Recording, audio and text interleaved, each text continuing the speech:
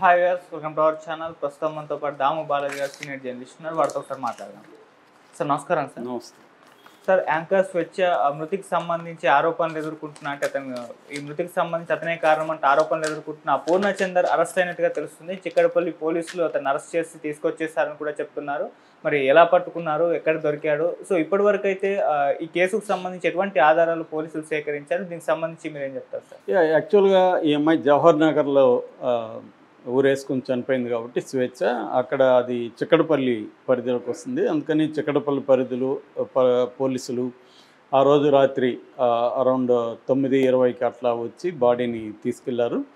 Post మార్టంకి 11:36కి post mortem start చేసి 1 hour post mortem చేశారు. ఇప్పటివరకు ఏంటంటే అందుతున్న సమాచారం ప్రకారం పోస్ట్ మార్టం రిపోర్టు అఫిషియల్గా రిలీజ్ చేయలేదు, కానీ ఆ డాక్టర్లు చెప్పడం లేకపోతే పోలీసులు చెప్పడం దీన్ని బట్టి ఇప్పుడు ప్రాథమికంగా ఇది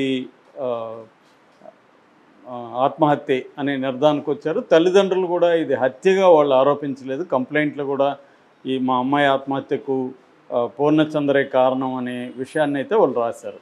సో కాబట్టి ఇది ఏంటంటే హత్య కేసుగా నమోదు చేయలేదని చెప్తున్నారు. ఇంకా అంటే ఇప్పటి వరకు ఏంటంటే అనుమానాస్పద మృతిగానే వాళ్ళు ఫస్ట్ పరిశీలిస్తారన్నమాట పోలీసులు. ప్రాథమిక ఆధారాలు ఇంకా పెరిగే కొద్దీ అది అనుమానాస్పదం నుంచి హత్య లేకపోతే ఆత్మహత్య అనేది నిర్ధారిస్తారు. దీనికి ప్రధానంగా ఏంటంటే ఒకటి పోస్ట్ మార్టం రిపోర్టు, రెండోది సర్కమ్స్టాన్షియల్ ఎవిడెన్స్ అంటారు. అంటే పరిస్థితి అక్కడ ఫోన్ కావచ్చు, లేకపోతే వీళ్ళిద్దరి మధ్య సంభాషణలు కావచ్చు, చాటింగ్ కావచ్చు, లేకపోతే చుట్టుపక్కల ఉన్న వాళ్ళ ఇది కావచ్చు, దీంట్లో ఇన్వాల్వ్ అయినా అంటే ఆ పాప అరణ్య అంటారు, ఆ పాప కావచ్చు, లేకపోతే తల్లిదండ్రులు కావచ్చు, బంధువులు కావచ్చు, ఈ కొలీగ్స్ కావచ్చు, మ్యాక్సిమం వీళ్ళందరిని విచారించి సర్కమ్స్టాన్షియల్ ఎవిడెన్సు, తర్వాత మెటీరియల్ ఎవిడెన్సు ఇవన్నీ చూసుకొని, అట్లాగే FSL report, forensic science lab report ఇవన్నీ చూసుకొని చేస్తారు. మామూలుగా అయితే ఏంటంటే సైంటిఫిక్ క్రైమ్ సీన్ ఇన్వెస్టిగేషన్ ఎలా ఉంటుంది, చనిపోయినప్పుడే ఫోరెన్సిక్ ల్యాబ్ వాళ్ళు అక్కడికి వెళ్ళాలి, ఆ బాడీని అక్కడే ఉంచి మిగతా అన్నీ కలెక్ట్ చేయాలి, అక్కడ వేలుముద్రలు అక్కడ ఇంకేమున్నాయి ఇవన్నీ చేయాలి. కానీ మనకేంటంటే చాలా చోట్ల జరగట్లేదు. ఆ తర్వాత ఎప్పుడో చేస్తున్నారు, ఈ లోపల క్రైమ్ సీన్ రూయిన్ అయిపోతుంది. ఇలాంటి ప్రాబ్లమ్స్ ఉన్నాయి మనకి ఇంకా. ఎందుకంటే ప్రతి పోలీస్ స్టేషన్కి ఒక ఫోరెన్సిక్ పర్సను లేకపోతే ఒక సైబర్ క్రైము యూనిట్ ఇలాగ చేయాలని బిఎన్ఎస్ భారతీయ న్యాయ సంహితకు సంబంధించిన దీంట్లో ఉంది. బట్ అది 5 ఏళ్ళు పెట్టుకున్నారు, 5 ఏళ్లలో చేయాలని. ఎందుకంటే అది బిగ్ టాస్క్ కాబట్టి.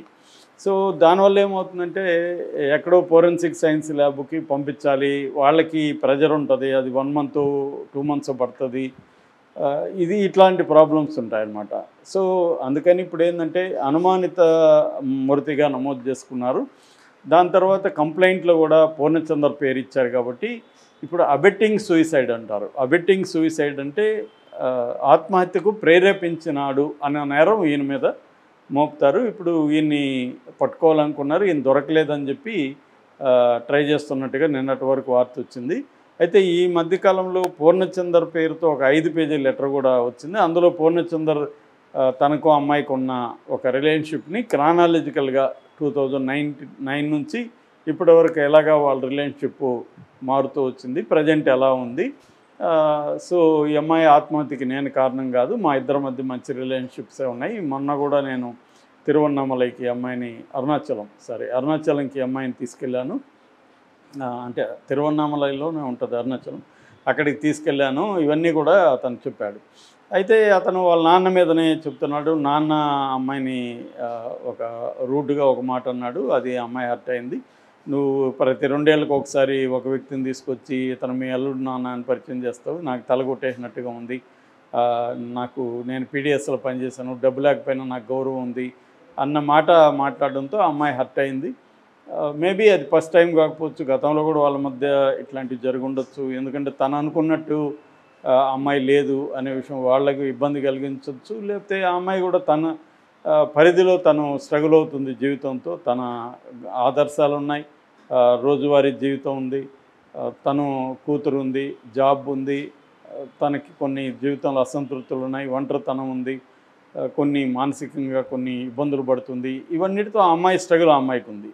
ఈ నేపథ్యంలో ఇతని మీద ఇప్పుడు ప్రెజర్ పెరిగింది. మొత్తంగా సోషల్ మీడియాలో చూస్తే ఇతని కల్ప్రిట్, ఇతని వల్లే అమ్మాయి చనిపోయింది అనేది వస్తుంది. ఒకటేమో ఇతనే చంపుండొచ్చు అనేది ఒక వెర్షన్ అయితే, రెండో వెర్షను ఇతను అమ్మాయిని మోసం చేశాడు, అమ్మాయి మాయమాటలు చెప్పి ఆ అమ్మాయిని లొంగ తీసుకున్నాడు, దాదాపు 3 ఏళ్ళు ట్రై చేశాడని వాళ్ళ నాన్న కూడా చెప్తున్నాడు. దాంతో అమ్మాయి అతని మాటలు నమ్మి అతనితో ఉండిపోయింది. తర్వాత ఇతను ఆల్రెడీ పెళ్ళైన విషయం కూడా దాచిపెట్టాడు. తర్వాత పెళ్ళైన విషయం చెప్పినా కూడా నేను భార్యను వదిలేసి నిన్నే పెళ్లి చేసుకుంటాను హామీ ఇచ్చాడు, కానీ ఇది చేయట్లేదు. అందువల్ల అమ్మాయిలో ఫ్రస్ట్రేషన్ పెరిగి ఇతని మీద ప్రెజర్ చేయడం మొదలుపెట్టింది. దాంతో వీళ్ళిద్దరికీ గొడవలు రావడం మొదలైందన్న యాంగిల్ కూడా చేస్తున్నారు. సో ఈ నేపథ్యంలో ఇప్పుడు ఒక 1 అవర్ క్రితం వచ్చిన వార్త ఏంటంటే ఇతను అరెస్ట్ అయ్యాడని ఒక వార్త వస్తుంది, అరెస్ట్ కాదు లొంగుబాటు అని వస్తుంది. కానీ నాకున్న సమాచారం మేరకు ఇతను సరెండర్ అయినట్టుగానే చెప్తున్నారు. ఎందుకంటే అతను కూడా అన్నీ ఆలోచించుకున్నాడు. అతనికి జర్నలిజము, పొలిటికల్ బ్యాక్గ్రౌండ్ ఇవన్నీ ఉన్నాయి కాబట్టి అతనుకు అర్థమైంది ఏమంటే ఎలాగూ మనల్ని వీళ్ళు పట్టుకుంటారు, అది ఇంకా ఎక్కువ అవుతుంది, దాని బదులు మనం కూడా సరెండర్ అయిపోయి కోర్టులో చేసుకుందాము, మనం తప్పు చేయలేదు అనే కాన్ఫిడెన్స్ తనకు ఉన్నట్టుగానే చెప్తున్నారు. నేను తప్పు చేయలేదు, నేను ఆ అమ్మాయిని కానీ వాళ్ళ పాప అరణ్యాన్ని కానీ బాగా చూసుకున్నాను. సో నా పరిధిలో నేను బాగున్నాను, ఒక భర్త స్థానంలో తండ్రి స్థానంలో నేను ఉండి అన్ని కర్తవ్యాలు నెరవేర్చాను. అమ్మాయికి ఇబ్బందులు ఉన్నాయి, ముందు నుంచి కూడా అమ్మాయికి ఇబ్బందులు ఉంది. అమ్మాయిని గతంలో కూడా నేను డాక్టర్ దగ్గరికి తీసుకుపోయాను. డిప్రెషన్ ఉంది, యాంగ్జైటీ ఉంది, మానసిక సమస్యలు ఉన్నాయి. దానికి సంబంధించి నేను కూడా అనేకసార్లు అమ్మాయిని తీసుకెళ్ళాను. నేను హెల్ప్ చేయడానికి ట్రై చేశాను. బట్ అమ్మాయికి ఈ ఇష్యూస్ వల్ల వీళ్ళ నాన్న ఇలా మాట్లాడడం వల్ల అమ్మాయి హర్ట్ అయ్యి ఇచ్చేసి ఉండొచ్చు అన్నట్టుగా ఆయన మాట్లాడారు. సో ఇప్పుడు అందుకనే అబ్బాయి ఆలోచిస్తున్నారంటే మనం సరెండర్ అయిపోవడం బెటర్ అని సరెండర్ అయిపోయినట్టుగా చెప్తున్నారు. ఇప్పుడు ప్రజెంట్ అతను అదుపులోకి తీసుకొని, ఎందుకంటే అతనికి సరెండర్ కాకపోతే ఇంకో ప్రాబ్లం ఉంది, వాళ్ళ ఇంట్లో వాళ్ళని వీళ్ళు పోలీసులు పెట్టుకున్నారు. అక్కడ మీ వాడు వచ్చే వరకు మీరు ఇక్కడే ఉండండి. మామూలుగా పోలీసులు చేసే మెథడ్స్లో అదొకటి, ప్రెజర్ క్రియేట్ చేయడానికి వాళ్ళ ఇంట్లో వాళ్ళని, వాళ్ళ భార్యని కావచ్చు, వాళ్ళ పిల్లల్ని కావచ్చు, వాళ్ళ మదర్ అండ్ ఫాదర్ని పోలీస్ స్టేషన్లో పెట్టుకొని జస్ట్ అక్కడ పెట్టుకొని వాళ్ళని హ్యూమిలేట్ చేస్తూ ఉంటారు. సో మీ వాడు ఎక్కడ ఉన్నాడు చెప్పండి, మీకు తెలియకుండా ఉంటుందా, అది ఇదని ఏదో హ్యూమిలేట్ చేస్తారు. అందువల్ల ఈ అబ్బాయి కూడా ఇప్పుడు నేను ఇక్కడ బయట ఉండి ఏం చేస్తాను, వాళ్ళన్నా ఫ్రీ అవుతారు కదా, ఏమైతే అది అవుతుందని అతను సరెండర్ అన్నట్టు చెప్తున్నారు. సో లాయర్లతో ఆల్రెడీ మాట్లాడుకున్నాడు, ఏ కైండ్ ఆఫ్ కేసు పెట్టే అవకాశం ఉంది, దానికి ఎలా ఫైట్ చేయాలి ఏంటి అనేది అతను ఇది చేసుకున్నట్టుగా ఉన్నాడు. తప్పదు ఇంక ఫేస్ చేయాలి.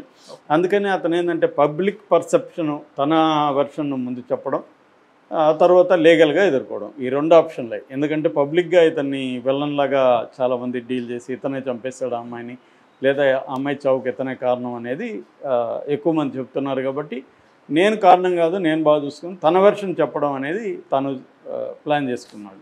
ఇప్పుడు తన వెర్షన్ కూడా క్యారీ అవుతుంది. ఎప్పుడైనా కూడా ఒక క్రైమ్ కానీ ఒక ఇట్లాంటి సంఘటన జరిగినప్పుడు ఎక్కువగా ఒక వెర్షన్ బయటికి వెళ్ళిపోతుంది, రెండో వెర్షన్ వైపు నుంచి ఎవరు కూడా ఆలోచించరు. మనం ఒక నెరేటివ్ వేసుకొని, సో ఒక విక్టిమ్ ఉంది, ఒక పర్పెట్రేటర్ ఉండాలి, ఎవరు పర్పెట్రేటర్ ఉందో వీడు పర్పెట్రేటరు. మరి అంత ఘోరంగా హింసించేవాడైతే ఈ 2009 నుంచి అబ్బాయి తెలిసినప్పుడు అమ్మాయికి పెళ్ళయిందని తెలుసనే కొలీగ్స్ వాళ్ళందరూ చెప్తున్నారు. కొంతమంది పెళ్ళైనోడితో ఎందుకమ్మను అని సలహాలు కూడా ఇచ్చామని కూడా చెప్తున్నారు. బట్ ఆ అమ్మాయి కాన్ఫిడెంట్గా మా ఇద్దరికి కుదిరింది, నాకు అతనంటే ఇష్టం, అతను నేనంటే ఇష్టం, పెళ్ళి అయ్యిండొచ్చు అన్న యాంగిల్లో అమ్మాయి సొంతంగా వెళ్ళింది. అమ్మాయికి ఉన్న ఆప్షన్స్లో అమ్మాయికి ఇది బెటర్ అనిపించుండొచ్చు. సో తనకు ఒక అండ కావాలి, తనకు ఒక తోడు కావాలి అన్నట్టుగా అబ్బాయితో ఉంది. అబ్బాయి కూడా తన దాచిపెట్టి మోసం చేయలేదని చెప్తున్నారు మిగతా వాళ్ళు కూడా. సో అబ్బాయి నాకు పెళ్లి కాలేదని దాచిపెట్టే ఛాన్స్ కూడా లేదు, ఎందుకంటే కొలీగ్ కదా, 2009 నుంచి కొలీగ్ అంటే ఈ అమ్మాయికి తెలియకుండా పోయే ప్రసక్తే కూడా లేదు.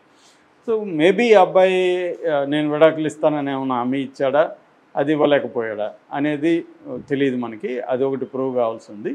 రెండోది ఈఎంఐ ఫోను అవన్నీ కూడా తీసుకున్నారు, ల్యాప్టాప్ ఈఎంఐకి సంబంధించిన వస్తువులు కూడా తీసుకున్నారు వాళ్ళు. దాంట్లో కూడా వాళ్ళు కాల్ డేటా అవన్నీ తీసుకుంటారు. ఈఎంఐ ఈ అబ్బాయితో చాటింగ్ ఏం చేసింది, ఏమన్నా ఈ అబ్బాయి హర్టింగ్గా మాట్లాడా, అవన్నీ కూడా వాళ్ళు చూస్తారు.